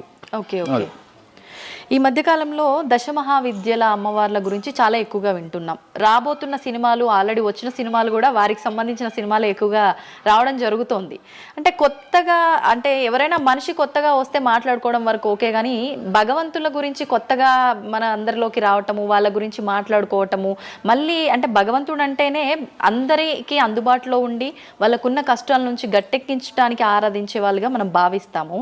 మరి వాళ్ళని అందరూ ఆరాధించొద్దని రకరకాల విధానాలన్నీ చెప్తూ ఉన్నారు. ఎవరు అసలు ఈ దశమహావిద్యలు, ఎందుకు ఆరాధించొద్దు అందరూ? నేను 1991 ఐ థింక్ ఘరానా మొగుడు అనే సినిమా ఓపెనింగ్ చేయడానికి విశాఖపట్నం వెళ్ళాను నేను. ఆ సినిమా ముహూర్తం నేనే పెట్టిన. ఇక్కడ చిరంజీవి గారి సినిమా, రాఘవేంద్రరావు గారిది విశాఖపట్నంలో అయ్యింది. బంగారు కోడిపెట్ట అనే సాంగ్ తోని ఆ సినిమా స్టార్ట్ అయింది. అది ముహూర్తం చేసిన నేను విశాఖపట్నంలో. అప్పుడు నేను అక్కడనే పక్కనే ఉన్నటువంటి శ్రీకాకుళం అనేటువంటి ఒక ప్రాంతానికి వెళ్ళిన. నేను మాట్లాడేది 1991. అప్పుడు వాళ్ళకి ఎన్టీ రామారావు అంటే ఎవరో తెలియదు. హైదరాబాద్లో ఎన్టీ రామారావు ఉంటాడు అంటే వాళ్ళ ఆశ్చర్యానికి అంతులు లేవు. అంటే ఎన్టీ రామారావు అనే వ్యక్తిని మీరు చూసిరా, మీకు తెలుసా అంటే వాళ్ళంతా, అంటే ఆ రోజు ఉన్నటువంటి డెవలప్మెంట్, ఆ రోజున్న ఫ్లైట్లు, ఆ రోజున్న వ్యవస్థను బట్టి వాళ్ళు ఎక్కడనో కుగ్రామంలో ఉండేటువంటి మనుషులు. సో వాళ్లకు ఎన్టీఆర్ అంటే హైదరాబాద్ అంటే తెలియదు. మీరు ఇప్పటికీ కూడా శ్రీకాకుళం ఆ ఏరియాకి వెళ్ళి హైదరాబాద్ మీరు జీవితంలో వచ్చిరని అడగండి, 190 మందికి హైదరాబాద్ అంటే ఏందో తెలియదు. ఓకే, సో అట్లనే భారతదేశంలో మనది ఇప్పుడు మన తెలుగు రాష్ట్రాల్లో పుట్టిన చాలా మంది దగ్గరికి వెళ్ళి ఢిల్లీ ఎలా ఉంటుంది అని అడిగితే మీకు తెలియదు, ముంబై ఎలా ఉంటుంది అని అడిగితే మీకు తెలియదు. మాకు తెలియదు కాబట్టి ప్రపంచం గింతే బాయిలకప్ప అనుకోవద్దు. సో దశమహావిద్యలు అనేవి ఇవాళ కొత్తవి కావు. ఎలాగైతే లింగాకారంలో శివుణ్ణి పూజిస్తున్నామో, శివుడి భార్య అయినటువంటి సతీదేవిని అదే యోని రూపంలో పూజిస్తున్నాము. అయిపోయింది, చెరిసగం మంచుకురు ప్రపంచాన్ని. నీకు ఇవాళ తెలిసింది వేణుస్వామి చెప్తే. వేణుస్వామి ఎంక్వైరీ చేయడం అలవాటు, వేణుస్వామికి ఎక్స్ప్లోర్ చేయడం అలవాటు కాబట్టి తిరిగి వచ్చి నీకు ఇవాళ చెప్తే నీకు అర్థమైంది. నువ్వు అంత మాట మాట్లాడుతున్నావు. అరుణాచలం ఎవరికి తెలిసి బాలటి వరకు? ఎందుకు అరుణాచలానికి పొలోమంటే వెళ్ళిపోతున్నారు అంటే చాగంటి కోటేశ్వరరావు గారు చెప్పడం వల్ల నీకు అరుణాచలం తెలిసింది. మరి అరుణాచలం విషయంలో ఇదే డిస్కషన్ ఎందుకు వస్తలేదు? అరుణాచలం అనేది నిన్న మొన్నటి దానికి తెలియదు కదా జనాలకు. ఇవాళ గిరి ప్రదక్షిణలు చేస్తూనే ఉన్నారు కదా మీరు అందరు పోయి. అంటే ఎవరో ఒకళ్ళు ఒక సబ్జెక్టు గురించి మాట్లాడేటువంటి పరిస్థితుల్లోకి రావాలి. ఆ ఫ్రీడమ్ మనం ఇవ్వాలి. సో అరుణాచలం గురించి చాగంటి గారు ఎలా మాట్లాడినారో దశమహావిద్యల గురించి వేణుస్వామి గత 5 సంవత్సరాల నుండి ఫైటింగ్ చేస్తూ ఈ స్టేజ్కి తీసుకొచ్చిండు. దశమహావిద్యల గురించి మాట్లాడడంలో చాలా ఇబ్బందులు ఉంటాయి. ఎందుకంటే చాలా మంది దొంగ పనులు చాటుకు చేయాలనుకుంటారు కానీ పబ్లిక్ లో చేయాలనుకోరు. సో అలాంటి దాన్ని సైలెన్స్ బ్రేక్ చేసినటువంటి వ్యక్తి వేణుస్వామి. దానివల్ల వేణుస్వామి చాలా సఫర్ అయ్యిండు, సామాజికంగా సఫర్ అయ్యిండు, పండితులతో సఫర్ అయ్యిండు, మీడియా వల్ల సఫర్ అయ్యిండు, చాలా మందితో సఫర్ అయ్యిండు దశమహావిద్యల గురించి మాట్లాడడం వల్ల. అంటే ఎందుకు మరి మీరు ఇంత సఫర్ అవుతున్నప్పుడు ఎందుకు? నా ఇష్టం అది. అంటే సమాజంలో ఉన్నప్పుడు ఇష్టం, మన ఇష్టం. నేనేం తప్పు మాట్లాడతలేను కదా. ఇప్పుడు నేననే పాయింట్ ఏంటంటే అల్ట్రాసెట్ అని ఒక టాబ్లెట్ ఉంటుంది. ఆ టాబ్లెట్ లో గంజాయి ఉంటుంది. సో మనం వాడే చాలా టాబ్లెట్లలో గంజాయి ఉంటుంది. మనం వాడే చాలా టాబ్లెట్లలో కొన్ని క్యాన్సర్ ఔషధాలలో పాము విషం ఉంటుంది. దాని గురించి మనం మాట్లాడుకోం. సో మనం దేని గురించి మాట్లాడుకుంటాము అంటే ఏదైనా కొత్తది వచ్చినప్పుడు, వేణుస్వామి లాంటి వాడు వచ్చినప్పుడు మాట్లాడుకుంటాడు. ఇప్పుడు చాలా మంది, కొంతమంది నాకు తెలిసిన వాళ్ళు షుగర్ అంటే ఇప్పటికి కూడా చెప్పుకోరు. భారతదేశంలో షుగర్ వస్తే చెప్పుకోరు షుగర్ వచ్చిందని. అంతెందుకు ఇవాళ గురించి సరోగసి గురించి ఇప్పటికీ మన దేశంలో మాట్లాడుకోరు. ఇప్పటికి కూడా చాలా మంది సెలబ్రిటీలు సరోగసితోని పిల్లల్ని గంటూ అబద్ధాలు చెప్పుకుంటారు, మేము కడుపుతోనున్నామని. అట్లనే అబద్ధాలు చెప్పుకుంటారు, అట్లనే శ్రీమంతాలు చేసుకుంటారు. కానీ వాళ్ళంతా సరోగేట్ మదర్సు. కానీ వాళ్ళు జనాలకు తెలియదు. ఎందుకంటే పొద్దున్న లేచి డోర్ కొట్టి నువ్వు కడుపుతో ఉన్నావా లేదా అని బెదిరిస్తాడు. ఎవడన్నా బెదిరించాడు కదా. నువ్వు ఒక నిజమైన ప్రెగ్నెంట్ను పిలిచి అమ్మ 9 నెలలకు నీ బాడీ లాంగ్వేజ్ ఏందో అడుగు. డెలివరీ అయిన తర్వాత 40 రోజులు నీకు సుక్కలు ఎట్లా కనిపిస్తాయో అడుగు. మొన్న నాకు బాగా క్లోజ్ అయినటువంటి ఒక ఆమె 21 కొడుకు పుట్టిండండి వేణుస్వామి గారు, 21కి రండి అని పిలిచింది. 21కి పోయినా. 5వ అంతస్తులు ఉంది వాళ్ళ ఇల్లు. కిందికి నేను వచ్చిన పార్కింగ్ దిగంగానే వేణుస్వామి గారు మీరు లిఫ్ట్ లో రండి అని మెట్లెక్కుంటూ పోతుంది. 22వ రోజు. నాకు అనుమానం రాదా? వస్తుంది. నేను కూడా ఒక ఆడదానికి పుట్టిన కదా, నేను కూడా ఒక అమ్మ కొడుకునే కదా. నాకు తెలుసు మదర్ కి ఇబ్బందులన్నీ అసలు ఉండవు. సరో ఈమె కనదు కదమ్మా. ఇప్పుడు ఎవరో అంటారు, మీరు అది గెస్ చేశారు. గెస్ చేయడం ఏంది, 2 మెట్లు ఎక్కాలంటేనే బాడీ లాంగ్వేజ్ తెలిసిపోతుంది కదా. అవును. ఈమె స్వామి గారు మీరు లిఫ్ట్లో రండి అని టకటక మెట్లు ఎక్కుంటూ ఉరుకుతుంది. అంటే అంతకుముందు ఒక ఎట్లా ఉరికిందో డెలివరీ అయినాక కూడా అట్లే ఉరుకుతుంటే నాకు అనుమానం, ఏమేమి ఇట్లా ఉరుకుతుంది అంటే okay surrogate okay okay okay అంటే వాళ్ళు చెప్పుకోవడానికి భయపడుతుంది. అందరు నయనతారలు లక్ష్మీ మనుషులు కాదు కదా. అప్పటికైనా మీకు చెప్పారా వాళ్ళు ఓపెన్ గా? చెప్పలేదు, ఇప్పటికీ చెప్పలేదు. ఇప్పటికీ చెప్పలేదు. ఆల్రెడీ అట్లనే సెలబ్రిటీలు చాలా మంది ఇదే పని చేస్తారు. సో ఇలాంటివి మాట్లాడుకోవాలి అంటే సమాజం యాక్సెప్ట్ చేయదు. కానీ వేణుస్వామి వచ్చి దశమహావిద్యలో నాన్ వెజ్ పెడతారు అనగానే ఇక నాన్ వెజ్ ప్రపంచంలో ఎవరు తిననట్టు, ఇక నాన్ వెజ్ అసలు నాన్ వెజ్ ఇక అసలు అదేదో తప్పైనట్టు, ఇక లిక్కర్ ఎవరు తాగలేనట్టు. మళ్ళా చూస్తే తెలంగాణలో హైయెస్ట్ లిక్కర్ సేల్స్ భారతదేశం మొత్తంలో తెలంగాణదే ఉంటుంది, ఆంధ్రప్రదేశ్ ఉంటుంది. మనం బతికేది 2 రాష్ట్రాలు బతికేదే లిక్కర్ మీద బతుకుతాయి. కానీ మళ్ళీ మనకు ఎక్కడ లేని బాధ, వేణుస్వామి మాట్లాడితే నిజాయితీగా మాట్లాడిండు కాబట్టి వేణుస్వామి తప్పు చేస్తుండు, వేణుస్వామి ఆడ మందావుతుండడా. సార్ అప్పుడు కరోనా వరకు తినకూడని కమ్యూనిటీలు ఏవి కూడా, అంటే నాన్ వెజ్ ముట్టుకోని కమ్యూనిటీలు కూడా డాక్టర్ చికెన్ తినురి మటన్ తినురి అనగానే ఒక్కొక్కడు మార్కెట్లో లేనంత మటన్ చికెన్ తిన్నారు. కమ్యూనిటీల గురించి నేను మాట్లాడా. అప్పటిదాకా మేము తినము అన్నోడు కూడా తినడం స్టార్ట్ చేసారు. అంటే నువ్వు డాక్టర్ చెప్తే మళ్ళీ డాక్టర్ చెప్పాడు కాబట్టి తింటున్నామండి, లేకుంటే తినేవాళ్ళం కాదు. తిన్నవా లేదా? సో తప్పే ఉంది. అసలు మద్య మాంసాదులు లేని దేవతల గురించి మాట్లాడుకుందాం. ఎక్కడున్నారు దేవతలు? అసలు మద్య మాంసాదులు లేని దేవతలేరి? రాముడు క్షత్రియుడు, మాంసం తినలేదా? సురాపానం అంటున్నావు, దేవతలే సురాపానం తీసుకున్నారు. అది మద్యమే మరి అది దానికి ఏంటమ్మా? ఇప్పుడు ఎన్నో యాగాలు చేస్తారు, అవన్నీ పుకార్లు అంటున్నారు. పుకార్లు అదే చెప్తున్నా నేను నీకు. సురాపానము అని ఎక్కడ పెట్టిరు? అమృతము అని ఎక్కడ పెట్టి? సురాపానము నథింగ్ బట్ సారా, ఇప్పసారా. అంటే అప్పుడు ఇన్ని రకాల మందులు లేవు కాబట్టి, స్కాచ్లు ఓడకాలు వైండ్లు లేవు కాబట్టి అప్పుడు మనకు ఒకటే ఏంది? సురాపానం అంటే సారా అంటే ఇప్పసారా, ఇప్ప పూల నుండి తీసినటువంటి సారా. అంతే, అది కూడా అంతే. మళ్ళా రోజులు పెరుగుతున్న కొద్ది టేస్ట్ మారుతుంది. సో ఇవాళ వేణుస్వామి వచ్చి మాట్లాడంగానే ఇక ఎక్కడ లేనటువంటి, అంటే ఏం లేదు. నేను అనేది ఏంటంటే టార్గెట్ చేయడానికి ఏదో ఒకటి కావాలి. ఇప్పుడు నువ్వు దశమహావిద్యల గురించి తెలుసుకోవాలి అంటే నువ్వు కామాఖ్య పోవాలి అంటే అప్ అండ్ డౌన్ 30,000 అవుతుంది ఫ్లైట్ టికెట్, ట్రైన్లో పోలేవు. ఈ 30,000 రూపాయలు ఖర్చు పెట్టి నువ్వు అక్కడికి పోయి అక్కడ ఏం జరుగుతుంది అని తెలుసుకుని వచ్చిన తర్వాత వేణుస్వామి మీద నీకు క్లారిటీ వస్తుంది. సో ఒకవేళ నమ్మినోడు నమ్ముతాడు, నమ్మనోడు నమ్మడు. I don't care. నేనేంటంటే నేను తీసుకున్నటువంటి టార్గెట్ ప్రకారం వెళ్తున్నా, నేను చెప్పాలనుకున్నా. కానీ ఆల్మోస్ట్ ఆల్ తెలుగు స్టేట్స్లో 70-80% జనాలకు వామాచారం అంటే ఏందో తెలుసు, దశమహావిద్యలు అంటే ఏందో తెలుసు, దశమహావిద్యలో దేంతో పూజ చేస్తారో తెలుసు, అన్నీ తెలుసు. ఇంకొకటి ఏమైపోయిందంటే మీడియాలో నా గురించి రావడం వల్ల వేణుస్వామి వామాచారంలో స్పెషలిస్టు అనే విషయాన్ని నేను పబ్లిసిటీ చేసుకోకుండానే జనాల్లోకి వెళ్ళిపోయింది. సో ఎవరైతే వామాచారంతో పూజలు చేయాలనుకుంటారో ఆటోమేటిక్గా వాళ్ళే నా దగ్గరకు వస్తున్నారు. స్వామి, ఎందుకంటే ఇప్పుడు క్యాన్సర్కు పలానా దగ్గర మందిస్తారు అని నువ్వు నెగిటివ్గా ప్రమోట్ చేసావు అనుకో, జనాలు అక్కడికే పోతారు. అట్లనే వేణుస్వామి వామాచారంలో పూజలు చేస్తాడట, వామాచారం కావాల్సిన వాళ్ళు నా దగ్గరికే వస్తారు డైరెక్ట్.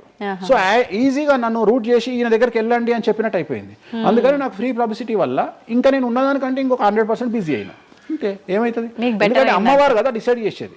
నేనేమనుకుంటా అంటే అమ్మవారు డిసైడ్ చేస్తుంది, అమ్మవారే డిసైడ్ చేస్తుంది. ఇప్పుడు నేను ఏదైనా హిందూ మతానికి, హిందూ శాస్త్రానికి, వామాచార విధానానికి, తంత్ర మార్గానికి, అమ్మవార్లకు వ్యతిరేకంగా నేను ఏం చేసినా అమ్మవారు నన్ను సర్వనాశనం చేస్తుంది. ఒకవేళ నా జోలికి వస్తే అమ్మవారు చూసుకుంటుంది, వాళ్ళ సంగతి నాకు అనవసరం. ఇప్పుడు మీరు అన్నారు అంటే ఈ దశమహావిద్యల్లో అమ్మవార్లకి మద్యము ఇవన్నీ పంచమకారాలన్నీ కూడా కామన్, అది అందరికీ తెలిసిందే అని. మరి మీరొక్కరే ఎందుకు బల్లగుద్దినట్టు ఇది వాస్తవం అని చెప్తున్నారు? అందరూ చెప్పే విధానం ఏ రకంగా ఉంది అంటే మనలో ఉన్న ఈ చక్రాలని యాక్టివేట్ చేయడము, మద్యము అని అంటే మద్యం కాదు ఇంకేదో అని చెప్పి, మాంసము అంటే మాంసం కాదు అల్లంతో ఇంకేదో మిక్స్ చేస్తే వచ్చేదాన్ని మాంసంగా పలుకుతారు కానీ అది మాంసం కాదు, అంటే జీవిని చంపడం ఇదంతా కాదు. ఈ విధానం చాలా మంది చెప్పుకుంటారు వస్తున్నారు. ఏం చెప్తారు అట్లా? అంటే దక్షిణాచారంలో పూజలు చేసే వాళ్ళు వాళ్ళ దగ్గరికి భక్తులు రావాలి అంటే వాళ్ళు అదే చెప్తారు. ఓకే, నీకు దీనికి ఒక ఎగ్జాంపుల్ చెప్తా. 2 వీలర్ ఎప్పుడైనా వాడినావా నీ లైఫ్ లో? 2 వీలర్ వాడినవా? నేను అడుగుతున్నా తల్లి ప్రశ్న, నిన్నే అడుగుతున్నా. 2 వీలర్ ఎప్పుడైనా వాడినవా? నేను ఎప్పుడు డ్రైవ్ చేయలే. సో 2 వీలర్ వాడిన వాళ్ళకే తెలుస్తుంది ఈ విషయం, చాలా బాగా తెలుస్తుంది. 2 చక్రాల బండి వాడిన వాడు కార్పొరేటర్ దాంట్లో ఆ పెట్రోల్లో చెత్త వస్తుంది. చెత్త వచ్చినప్పుడు బండి స్టార్ట్ కాదు, స్టార్ట్ కాకపోతే మనం కొట్టి కొట్టి కొట్టి కొట్టి మెకానిక్ దగ్గర తీసుకుపోయి మెకానిక్ దగ్గర పెడతాం బండి. ఏ మెకానిక్ కూడా మన ముందు కిక్కు కొట్టాడు. బండి ఫస్ట్ మనం ఆపగానే వాడు చేసేది ఫస్ట్ అది ఇప్పుతాడు మొత్తం. ఎందుకంటే వాడికి తెలుసు ఒకవేళ పుసుక్కున స్టార్ట్ అయితే వీడు నాకు పైసలు ఇయ్యాడు. అందుకని ఏం చేస్తాడంటే దాన్ని కిక్కు కొట్టకుండా మొత్తం డప్పనిప్పి కార్పొరేటర్ క్లీన్ చేసి పైపు తీసి మొత్తం పెట్రోల్ ఇట్లా చూసి అంత పెట్టి చేసినాక ఒక కిక్కు కొట్టగానే కుయ్యి అని స్టార్ట్ అవుతుంది. 50 రూపాయలు ఇస్తారు అంటాడు. రైట్, అయిపోయింది. రెండవది, నువ్వు ఆంజనేయ స్వామి గుళ్ళో పనిచేసే పంతుల దగ్గరికి పో, జ్యోతిష్యం చెప్పించుకో. దోష నివారణ నీకు ఏం చెప్తాడంటే హనుమంతుడికి సింధూరము అంటాడు. అవును. నవగ్రహ గుడిల పంతుల దగ్గరికి పో, గ్రహాల పూజలు చెప్తారు. నవగ్రహాలకు అభిషేకము అంటాడు, తైలాభిషేకము అంటాడు. అంటే నువ్వు ఎవరి దగ్గరికి పోతే వాడి దగ్గర లేని దాన్ని వాడు అడ్వైజ్ చేయడు. లాజిక్ అర్థమైందా? వాడి దగ్గర లేని దానికి వాడు అడ్వైజ్ చేయడు. దశమహావిద్యల గురించి కానీ వామాచారం గురించి కానీ చేయగలిగిన తోపు తురుము సౌత్ ఇండియాలో వేణుస్వామి ఒక్కడే. బుద్ధి లేనివాడు ఎవడన్నా నువ్వు పోతే పండితుని దగ్గరికి పోతే నాకు చేత కాదండి, నేను ఎదవనండి, అక్కడ వేణుస్వామి గారు ఉన్నారండి అని ఎవడన్నా పంపిస్తాడా నిన్ను? పంపించరు. ఏమంటాడు అప్పుడు? అవన్నీ తప్పులు నేను చేసే కరెక్ట్ అంటాడు. అంతేగాని నా దగ్గరికి వీళ్ళందరూ దారి మళ్ళిస్తారా? పొండి వేణుస్వామి దగ్గరికి, పొండి వేణుస్వామి దగ్గరికి అని. అప్పుడు ఏం చెప్తాడు? పంచమకారాలు లేవు అంటాడు. అప్పుడు నేనేం చెప్తున్నా? వేణుస్వామి నిజాయితీ పరుడు కాడు, వేరే వాళ్ళు నిజాయితీ పరులు కారు. మీ చేతిలో ఆండ్రాయిడ్ ఫోనో ఐఫోనో ఉంది, గూగుల్లో కానీ చాట్ జీపీటీలో కానీ జెమినీలో కానీ వామాచారం అంటే ఏందో ఓపెన్ చేయండి, దశమహావిద్యలు అంటే ఏందో ఓపెన్ చేయండి, వామాచారంలో ఉండే పంచమకారాలు అంటే ఏంటో ఓపెన్ చేయండి. మీకు మీరే తెలుసుకోండి. ఈ సమాజంలో తెలుగు రాష్ట్రాల్లో ఉన్న దొంగలెవరో దొరలెవరో మీరే గుర్తుపట్టండి. ఎవరు అబద్ధాలు చెప్తున్నారో అనే విషయాన్ని తెలుసుకోండి. వేణుస్వామి దొంగ అయితే వేణుస్వామి దగ్గరికి రాకండి, వేణుస్వామి జ్యోతిషం చేత కాకపోతే రాకండి, వేణుస్వామి పంచమకారాలు తప్పు చెప్తే రాకండి. మీరు ఎవరిని అడగండి, మనుషుల మాట నమ్మకండి, దీన్ని నమ్మండి. నేను అందుకనే మనుషుల్లో మార్పులు ఉండొచ్చు, మనుషుల్లో భేదాభిప్రాయాలు ఉండొచ్చు, మనుషుల్లో ఈగోలు ఉండొచ్చు. దీంట్లో ఈగోలు లేవు, దీనికి ఈగో లేదు, దీనికి పొసెసివ్నెస్ లేదు, దీనికి ఈర్ష లేదు. మంచిగా ఓపెన్ చేయండి, వామాచారం అని కొట్టండి. వామాచారం అంటే ఏందో చూపిస్తుంది, పంచమకారాలు అంటే ఏందో చూపిస్తుంది, దశమహావిద్యలు అంటే ఏందో చూపిస్తుంది, కామాఖ్య దేవాలయం అంటే ఏందో చూపిస్తుంది. సో పంచమకారాల్లో ఏమేమి ఉంటాయో అదే చూపిస్తుంది. సో పంచమకారాలలో ఒక్కటి మాత్రమే గురుముత మాకు గురువు ఏం నేర్పించిండో అది మేము చేయాలి. మిగిలిన 4 మైథునం, మిగిలిన 4 ఫిజికల్గా పెట్టాల్సిందే. సాత్విక దేవతలు అంటే గణపతి, సరస్వతి, వెంకటేశ్వర స్వామి, చండి, వీళ్ళంతా సాత్విక దేవతలు. మేము దశమహావిద్యలకు వచ్చేటప్పటికి ఉగ్రదేవతలు. ఉగ్రదేవతలకు ఎప్పుడు కానీ డైరెక్ట్గా నువ్వు ఏమైతే సబ్జెక్ట్లో ఉన్నాయో అవి పెట్టాల్సిందే. సో ఉగ్రదేవత విషయంలో కాంప్రమైజ్ అనేది లేదు. ఉగ్రదేవతలకు నువ్వు ఖచ్చితంగా సాటిస్ఫై చేయాల్సిందే. నాకు అర్థం కాని విషయం ఏంటంటే తెలంగాణలో ఆషాఢ మాసంలో బోనాల విషయంలో జరిగే తంతునే నేను కొత్తగా చేస్తలేను, అదే తంతు నేను చేస్తున్నా. మీకు అక్కడ లేని సమస్య ఇక్కడ ఎందుకు వస్తుంది నాకు అర్థమైతలేదు. కానీ అక్కడ బలి అండ్ పానకం, కళ్ళు ఈ 2 సాకపోయటం మాత్రమే ఉన్నాయి. పంచమకారాలు ఏం లేవు కదా. మత్స్యం అంటే ఏంది? చేపతో ఏం కుంపలు మునిగినాయి. కానీ మీరు అన్నట్టుగా చూస్తే ఇక్కడ పంచమకారము, ఇక్కడ మాత్రం పంచమకారం కాదు కాబట్టి విమర్శిస్తున్నారేమో. అవునమ్మా, ఇప్పుడు ముద్ర అనేది అది ముద్ర తంతే కదా, క్రియనే కదా. తంత్ర మార్గంలో ముద్ర అనేది ఒక వ్యవస్థ. మత్స్యము అంటే చేపనే కదా. నువ్వు కొత్తగా పెట్టేది ఏముందాడా? మటను, మద్యము, మత్స్యము, ఇంకొకటి ఎక్కువ వస్తుంది నీకు, అంతే అంతే కదా నువ్వు పెట్టేది. కానీ అది కూడా ప్రాంతాన్ని బట్టి చేయాల్సిన విధానము. దాన్ని తీసుకొచ్చి ఇక్కడ మాట్లాడేది ఏంది, ఎందుకు మాట్లాడాలి అని అంటున్నారు కదా. సో ఇప్పుడు ఒక ప్రాంతానికే దేవత పరిమితం అయితే అట్లా అని కాదు, కొంతమంది ప్రాంతానికి పరిమితమై ఉంటారు, కొంతమంది గ్రామానికి పరిమితమై ఉంటారు, అలా ఉంటూ ఉంటారు కదా. మరి అక్కడ కామాఖ్య దగ్గరే చేయాలి, కామాఖ్య దగ్గరే మాట్లాడాలి, ఆ పూజలు తీసుకొచ్చి ఇక్కడ చేయడం ఎందుకు? ఇక్కడ నేనేం చేయలేదే అనే వాళ్ళు ఉన్నారు. అవునమ్మా, అదే చెప్తున్నా. వాళ్ళు ఎందుకు అంటున్నారు అంటే వాళ్ళకి పొట్టబోతుంది కదా, వాళ్ళ కూడు దగ్గర నోటి దగ్గర కూడిపోతుంది కదా, మస్తుగా మాట్లాడతారు. ఇది ఏమైతుంది? నేను ఒక లాజిక్ చెప్తా. ఇప్పుడు నీకు ఒక షాపు నడుస్తుంది, బుక్ స్టాల్ అంటే ఎదురుగా ఇంకో బుక్ స్టాల్ పెట్టినప్పుడు ఆటోమేటిక్గా వీటి దెబ్బతింటాడు. నేను ఒక కొత్త మార్గం ఎంచుకున్నా, ఈ కొత్త మార్గం ఎంచుకోవడానికి దమ్ము ధైర్యం కావాలి. నా వేలో నేను వెళ్తున్నా. నన్ను విమర్శించడానికి చాలా మంది వస్తారు. కారణం ఏంటి అంటే వేణుస్వామి ఒక్కడే, వేణుస్వామి ఒక్కడే. కానీ 99 మంది పాజిటివ్ దక్షిణాచారంలో వెళ్తే వేణుస్వామి ఒకడే వామాచారంలో వెళ్తున్నాడు. వీళ్ళకి నేను అందరికీ కాంపిటీటర్గా వీళ్ళు భావిస్తున్నారు. నేనేమంటున్నా అంటే సార్ నీకు నేను కాంపిటీటరే కాదు, ఎందుకంటే మీరందరూ సౌందర్య మన ఆమె పేరు ఇంకో సాయి ఏమో హీరోయిన్ పేరు ఏదో ఉంటుంది కదా, సాయి పల్లవి. సో మీరంతా సాయి పల్లవి సౌందర్య టైపు, నేను సన్నీ లియోన్ టైపు. నన్ను వదిలేయండి, నేను సన్నీ లియోన్ టైపు, నన్ను వదిలేయండి. నాకు మీకు కాంపిటీషన్ లేదు, నేను బికినీ మీద తిరుగుతా. నేను అన్ని వదిలేసుకున్నా, నా మొలదారం కూడా తీసి పక్కకు పెట్టిన. అంటే నాకు బట్టలు ఇప్పే అవకాశం మీకు ఇయ్యట్లా, మొత్తం ఇప్పేసుకున్నా నేను ఆల్రెడీ. మీరు ఇప్పుదామంటే ఏం లేవు నా దగ్గర చివరికి నా అండర్వేర్తో సహా నా మొలదారంతో సహా ఇప్పుకున్నా, ఇంకేం లేవు మీరు ఇప్పడానికి. సో మీ పని మీరు చేసుకోండి, మీరు సాత్విక దేవతలను ఆరాధించుకోండి, మీరు ఏం చేసుకోండి. వీళ్ళదంతా ఏ కాన్సెప్ట్ అంటే సువర్ణ పుష్పార్థం అక్షతాం సమర్పయామి అంటే సువర్ణ పుష్పం అనుకొని అక్షతలేనైనా మీరు అదే బ్యాచ్. మంద అనుకొని మటన్ అయినా, మాంసం అనుకొని మటన్ అయినా, మంద అనుకొని స్కాచ్ పోయినైనా నాది ఆ బ్యాచ్. నా బ్యాచ్ నాదే. నేను జెన్యూన్గా ఏం కావాలనో అమ్మవారికి అదే ఇస్తా. చాలామంది శాస్త్రంలో వారాహి అమ్మవారికి ఎరుపు రంగు అన్నము నైవేద్యంగా పెట్టమని చెప్పారు. ఇక మన మేధావులు ఇంత కుంకుమ తీసుకొని అన్నంలో కలిపి ఇక ఫీల్ అవుతుంటాడు, ఇక వాడికి రక్తం కలిపినట్టే ఇక తీసుకొచ్చి పెడతాడు. అంటే నువ్వు అమ్మవారిని పిచ్చిదాన్ని చేస్తావా?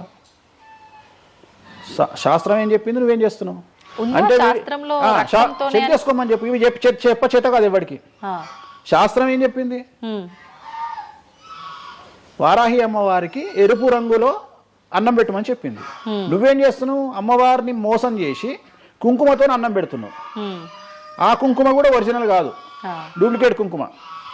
సో అక్కడ ఏం పెట్టాలనో నాకు తెలుసు, నువ్వు వాటి పెడతలేవు. అమ్మవారు నిన్నెందుకు అనుగ్రహిస్తుంది? అమ్మవారిని నిన్ను ఎందుకు అనుగ్రహించాలి అంటే నువ్వు అమ్మవారిని మోసం చేసే మొనగానివి కదా, మోనార్కు కదా నువ్వు. నేను మోసం చేయ అమ్మవారిని. రెండవది, నన్ను నమ్మితే నా దగ్గరికి రమ్మంటున్నా. నా మాట వినకండి, వాళ్ళ మాటనే వినండి, ఈ శుద్ధపూసల మాటనే వినండి, నా మాట వినకండి. ఫస్ట్ మీరు నన్ను మెచ్చుకున్న వీడియో దయచేసి చూడకండి. నన్ను యాంకర్లు బట్టలిప్పాలి అని ప్రయత్నం చేసిన వీడియోలు చూడండి. నన్ను చాలా వరకు అంటే ఈయన ఏదో దొరకబట్టి విని ఆ ఉన్న లాస్ట్కు నా ముల్లారం కూడా ఇప్పేసిన, ఇంకేమైనా ఉన్నాయేమో బాడీలో గుంజుదామో అని ప్రయత్నం చేసే యాంకర్ల వీడియోలు చూడండి. నా గురించి నెగిటివ్ పెట్టిన వీడియోలో చూడండి. మీకు నా మీద చివరిగా నమ్మకం కలిగి ఈయన దగ్గర విషయం ఉందంటే రండి, లేకుంటే రాకండి. ఇంకొక విషయం అంటే మీరు ఇంత ధైర్యంగా దర్జాగా ఒక సవాల్ విసిరినట్టుగా మాట్లాడుతున్నారు వీడియోలో మాట్లాడినప్పుడు. మరి మీరు చెప్పినవన్నీ అంటే వేణుస్వామి చెప్పినవన్నీ వాస్తవాలైతే, శాస్త్రంలో ఉంది నేను చూపిస్తానే అతనైతే, ఎంతసేపు ఉన్నా ఆయన పర్సనల్ వీడియోలో చెప్పడము, వేరే యాంకర్ల దగ్గర చెప్పడం తప్ప డిబేట్లకు ఎందుకు రారు, వచ్చి మాతో వాదించవచ్చు కదా, ప్రూవ్ చేయొచ్చు కదా అని చాలా మంది. మీరు రెడీనా? డిబేట్లకు రాను. ఎందుకని? కానీ మనం అగ్రిమెంట్ పేపర్లు రాసుకుందాం. నీ ద్వారా చెప్తున్నా నువ్వు కామాఖ్యకు నేను తీసుకుపోతా. నేను చెప్పిన దాంట్లో కామాఖ్యలో ఏది జరగకపోయినా నా దుకాణం పని చేసుకుంటా. నా ప్రాపర్టీ మొత్తం రాసి చేసి నేను నా ఫ్యామిలీతో సహా దేశం వదిలిపెట్టి వెళ్ళిపోతా, లేదు స్టేట్ వదిలిపెట్టి వెళ్ళిపోతా. అన్ని వాస్తవం అని మీరు ప్రూవ్ చేస్తారు. అక్కడ పోనీ అక్కడికి నేను ప్రూవ్ చేసిన అవసరం లేదమ్మా. నీకే ₹1,00,000 ఇస్తా, పోయి చూసుకుంటా రాదు కెమెరాలో. ఓకే, ఎందుకు దీనికి ఎందుకు డిబేట్ ఎందుకు? నువ్వే పోయిరా, నీకు నేను డబ్బులు ఇస్తా, ₹1,00,000 ఇస్తా, పోయిరా. ఓకే, పోయేసి అక్కడ ఏమేమి జరుగుతుంది, ఏమేమి పూజలు చేస్తారో నువ్వే చెప్పు. ఇప్పుడు కామాఖ్యలో కూడా అమ్మవారి గర్భగుడి లోపల దాకా ఈ పంచమకార వ్యవహారం కానివ్వండి, బలి సాంప్రదాయం, ఆ బలికి సంబంధించిన విధానం కానీ లోపలికి లేదు, అది కూడా ఏదున్నా మెయిన్ గుమ్మం బయటే అని అంటున్నారు. అది సో ఇది అంతా నీకు ఎప్పుడు రైట్స్ వస్తాయి అంటే చూసినప్పుడు మాట్లాడడానికి వస్తాయి. నువ్వు ఎవరో చెప్పిన దాన్ని నన్ను కార్నర్ చేయడానికి అడిగితే పనికిరావు. నేను అనే పాయింట్ ఏంటంటే ఇవన్నీ షో చేయడానికి పని చేయనటువంటి వ్యవస్థ. అంటే ఇవన్నీ నేను వీడియో రూపంలో మీ ముందుకు తీసుకురాలనేటువంటి వ్యవస్థ. సో దీనికోసము నువ్వు వాళ్ళ కోణంలో నన్ను ప్రశ్న అడిగినావు అనుకో, నేనేమంటున్నా అంటే నా కోణంలో అడిగిపిస్తా, వచ్చి చూడు. నా కోణంలో నువ్వు ఎప్పుడు అడుగుతావు? నాతో పాటు వచ్చినప్పుడు అడుగుతావు. నువ్వు నాతో పాటు చూడకపోతే నువ్వెట్లా అడుగుతావు? అట్లనంట ఇట్లనంట. ఇప్పుడు నార్త్ ఇండియా వాడు ఉన్నాడు, నేపాల్లో ఉంటాడు, వానికి వెంకటేశ్వర స్వామి విగ్రహం ఏందో తెలియదు. సపోజ్ వానికి ఎవరో చెప్పిండు ఎల్లిగాడు వెంకటేశ్వర స్వామి కాదు అమ్మవారు ఉన్నదని, వాడు కూడా నువ్వు అడిగినట్టే అక్కడ లోకల్ యాంకర్ అడుగుతుంది, ఆడ వెంకటేశ్వర స్వామి కాదట అమ్మవారు ఉన్నదట కదా అంటాడు. నువ్వు చూస్తే చెప్తావు, అరే పిచ్చినాయాలా, అరే ఎదవనాయాలా, ఆడున్నది వెంకటేశ్వర స్వామిరా, దేవుడు రా అని చెప్తావు. ఆ, అవునా? అవును. నువ్వు ఆ కామాఖ్యమ్మ వాడిని చూస్తానని ఇట్లా అడగకపోతుంటే నువ్వేం అడుగుతుంటే నీ వర్షన్ మారుతున్నావు. వేణుస్వామి గారు మిమ్మల్ని ఎందుకు టార్గెట్ చేస్తున్నారండి ఈ ఎదవలు అని అడిగే విధానం మారుతుంది. నువ్వు చూడకపోతే నీకు ఎక్కడ అడుగుతావు. నీ ఆలోచన విధానం ఏంటంటే ఈయన ఏమన్నా ఇరుకున పెడదామా అనే ఆలోచనే తప్ప, అరే ఈయన నేను చూడలేదు కదా, నాకు రైట్సే లేవే అని నువ్వు అనుకుంటలేవు. నీకు రైట్స్ ఎక్కడ ఉన్నాయమ్మా అడగడానికి? నన్ను అడగడానికి నీకు రైట్సే లేవు. అంటే మీరు అన్నట్టు నేను అక్కడికి వచ్చి చూస్తే అక్కడ జరిగేది చూస్తా, అది మాత్రం శాస్త్ర ప్రకారంగా జరుగుతుందో లేదో నేను చూడలేను కదా. అంటే దీన్ని బట్టి ఉద్దేశం ఏంటి అంటే, ఒక దేవాలయంలో కూడా శాస్త్ర ప్రామాణికంగా జరగదు. కామాఖ్యలో తెలుగు వాళ్ళు మాట్లాడుకునే పండితులు మాట్లాడుకునేవే నిజాలు. ఇప్పుడు నువ్వు అనేది అదే కదా. అంటే అది ప్రాంతీయం ప్రకారంగా జరుగుతుంది. అది మరి ఏదైనా ప్రాంతీయమే జరుగుతుందమ్మా, ఏదైనా ప్రాంతీయమే జరుగుతుంది, ఏదైనా ప్రాంతీయమే జరుగుతుంది. గోవాల కసినో ఆడితే తప్పు లేదు, తెలంగాణలో కసినో ఆడితే తప్పు. దాన్నే దేశకాలమాన పరిస్థితులు అంటారు. తిరుపతి వెంకటేశ్వర స్వామికి తిరుపావడ సేవ చేస్తారు, మరి ఎదుగో లోకల్ టెంపుల్ ఎందుకు తిరుపావడ సేవ చేస్తలేరు? తిరుపతి వెంకటేశ్వర స్వామి వారికి పునుగుపిల్లి తైలం పెడతారు, మరి అట్లనే ఇప్పుడు రేపటి నుండి రామాలయంలో పునుగుపిల్లి తైలం పెట్టి నువ్వు వచ్చి నువ్వు స్టార్ట్ చేయమ్మా. మన తెలుగు రాష్ట్రాలలో నువ్వు ప్రాంతీయత గురించి మాట్లాడుతున్నావు కదా. అంటే ఒక్కొక్క దానికి ఒక్కొక్క కట్టుబాట్లు ఉంటాయి. అవునమ్మా, నీకు కావాల్సింది అల్టిమేట్ గా ఏంది? నీకు డబ్బు కావాలి, నువ్వు కోరుకున్న కోరికలు తీరాలి, అంతే కదా. నువ్వు కోరుకున్న కోరికలు తీరాలి. ఎంతమంది ఎకనామికల్ అఫెన్స్ చేస్తలేరు భారతదేశంలో? టీచర్ దగ్గర నుండి మొదలుకుంటే ప్రతి ఒక్క నువ్వు ₹1,00,000 లోన్ తీసుకొని కట్టకపోతే నీ ఇంటి ముందరకు వస్తారు. 20,000 కోట్లు తీసుకున్నాడు దొబ్బేస్తామని సంఖ కూడా ఎవడు పట్టుకోడు. ఇవి కదా మనం మాట్లాడుకోవాలి. ఇవి చేతగావు. వేణుస్వామి కామాఖ్య నుండి అమ్మవారిని తెచ్చి హైదరాబాద్లో పెట్టిండు అంటే నేను అనే పాయింట్ ఏంటంటే ఇదే చెప్తున్నా. ఇప్పుడు విమర్శించడానికి బట్టలిప్పడానికి చేసే ప్రయత్నము, నువ్వు సబ్జెక్ట్ గురించి ఆలోచించి వామాచారం అంటే ఏంది, దీనివల్ల లాభం ఏంది, ఇది కదా అడగాల్సిన ప్రశ్నలు. కానీ ఏం చేస్తున్నావు? నీ దగ్గరకు వచ్చే వరకు సాధ్యమైనంత వరకు అసలు కామాఖ్యలో ఇష్టమే లేదట కదా. ఒకవేళ నిన్ను నిరూపిద్దామని నేను విశ్వ ప్రయత్నం చేస్తే చివరికి నువ్వేం మాట్లాడతావు? అది అక్కడ లోకల్ అట కదా. అవును లోకలే, అది లోకలే. ప్రతి ప్రాంతానికి ఆచారం ఉంటుంది. మరి సంక్రాంతి అనే పండుగ ఆంధ్ర వారిది కదా, తెలంగాణలో లేదు కదా. మరి తెలంగాణ రేపటి నుండి వేస్తే జనవరిలో తోలు తీద్దాం ఒకనొకంది చెప్పు, మరి చేద్దాం. పతంగులు ఎగిరేసుడు తెలంగాణ ప్రాంతం కదా, ఆంధ్రాలో కూడా నేస్తే తందాం ఈసారి చెప్పు, మరి నువ్వే చెప్పు. ఎందుకు బ్రిటిష్ వాళ్ళు అలవాటు చేసిన న్యూ ఇయర్ ని మనం జరుపుకోవట్లేదా? అంటే నీకు నచ్చిందేమో. నేను అదే చెప్తున్నా, మీరు చేస్తే సంసారం, వేణుస్వామి చేస్తే వ్యభిచారం. అంటే అర్థమైంది ఏంటంటే యాంకరింగ్. ఇప్పుడు ఇంటర్వ్యూ మనం మాట్లాడుకుంటే సంవత్సరం గురించి మాట్లాడదామంటే నీకు అల్టిమేట్గా కాంట్రవర్సీ కావాలి. ఎందుకంటే జనాలు కాంట్రవర్సీ తన్నుకొని వస్తే ఎంజాయ్ చేస్తారు.